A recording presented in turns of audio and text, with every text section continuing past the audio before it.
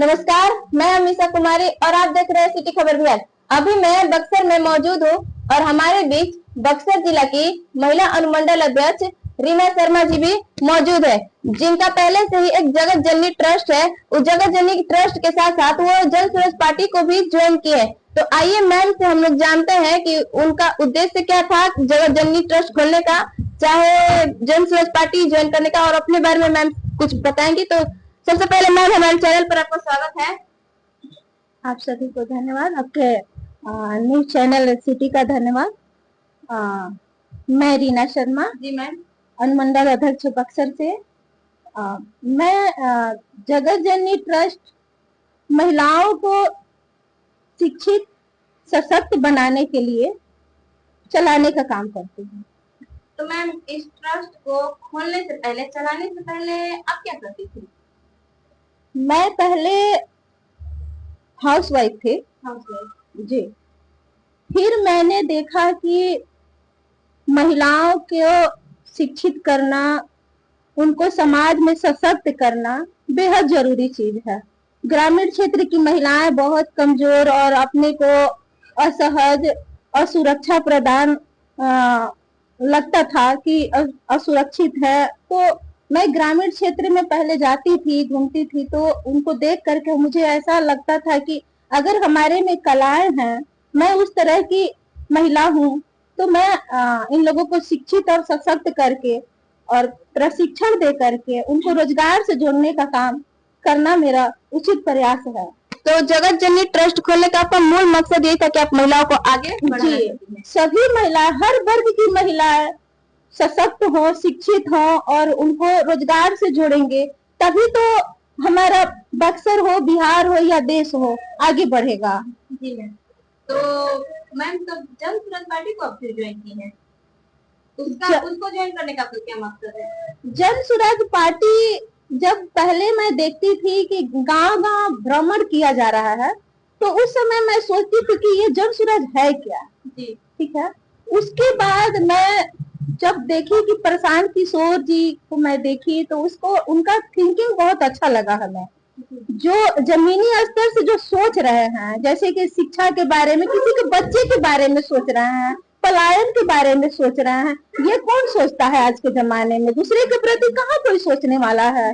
खुद के बच्चे के बारे में, जैसे कि लालू जी अपने बच्चे के बारे में सोच रहे कि मेरा बच्चा सीएम बन जाए, लेकिन प्रशांत किशोर जी तो ऐसा नहीं बोलते हैं कि मेरा बच्चा सीएम बने या कुछ भी बने। हमारे बारे में सोच रहे हैं, हमारे बिहार के बच्चों के बारे में सोच रहे हैं, बिहार के भविष्य के बारे में सोच रहे हैं।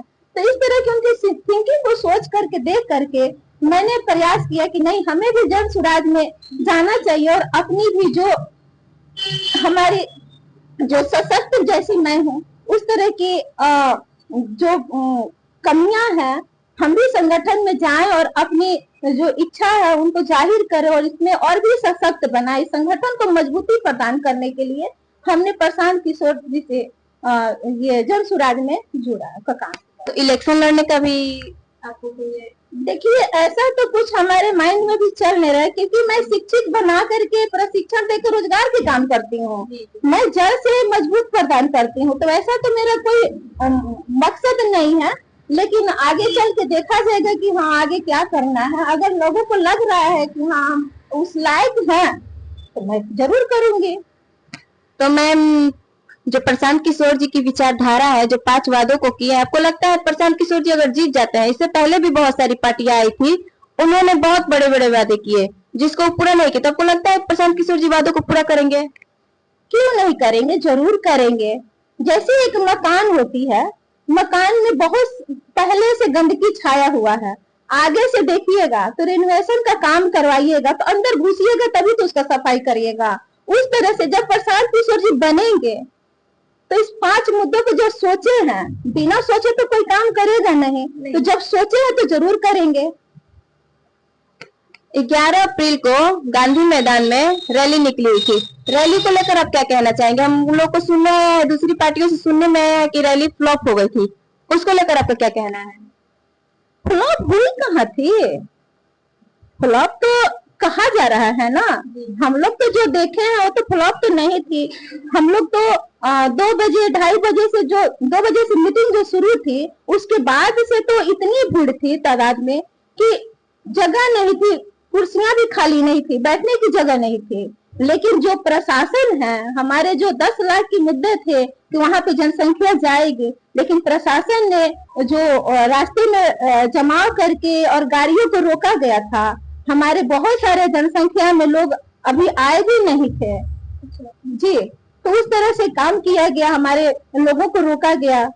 वहाँ की प्रशासन की व्यवस्था कैसी थी? प्रशासनिक व्यवस्था प्रशासनिक व्यवस्था तो बहुत अच्छी थी। हमारे ये जो रैलियां थी, रैलियों में वहां पे जो लोगों से देखा गया, जो हम लोग ले गए थे, वो लोग व्यक्ति या प्रशासन की व्यवस्था वहां पे टंच थी। बाकी जो रोड पे जो व्यवस्था थी वो हमारी गाड़ियों को रोका गया। प्रशासनिक व्यवस्था उनके लिए बहुत खराब जी। हाईवे पर मिनी ट्रैक पर जाम लगा हुआ था। बहुत पता चला है कि प्रशांत किशोर जी खुद जाकर उस जाम को खोले और स्टेज पर आते ही सबसे हाथ जोड़कर माफी मांगे। किस लिए माफी मांगे हैं लोगों से वो? इसलिए कि प्रशासनिक व्यवस्था जो थी वो मरीन ड्राइव पर इतनी जाम थी कि सारी गाड़ियां निकलना मुश्किल थी। जो सुबह से बस हमारी जो गई थी उसमें लोग थे, वो जाकर के बीच में फंसे हुए थे, ना घर आ सकते हैं और ना रैली में जा सकते थे। इसके लिए इतनी परेशानियां लोगों को झेलनी पड़ी। तो जिसके लिए वो गए थे उनसे मिले भी नहीं, उस जगह पे गए नहीं। इसके लिए माफी प्रशांत किशोर जी मांगे कि चलिए भाई, जो आप लोगों का सुविधाएं महसूस हुई, जो परेशानियां झेलनी पड़ी, उसके लिए उनको इसलिए माफी मांगे थे। प्रशांत किशोर जी को आप कितना सपोर्ट करती हैं? मैं तो 100% सपोर्ट करती हूँ जी, उनकी थिंकिंग को। और अपने बारे में कुछ बताइए। मेरी तो बस सोच है कि हर गांव में हर वर्ग की महिलाएं व्यक्ति विशेष से ऊपर उठ करके हर वर्ग की महिला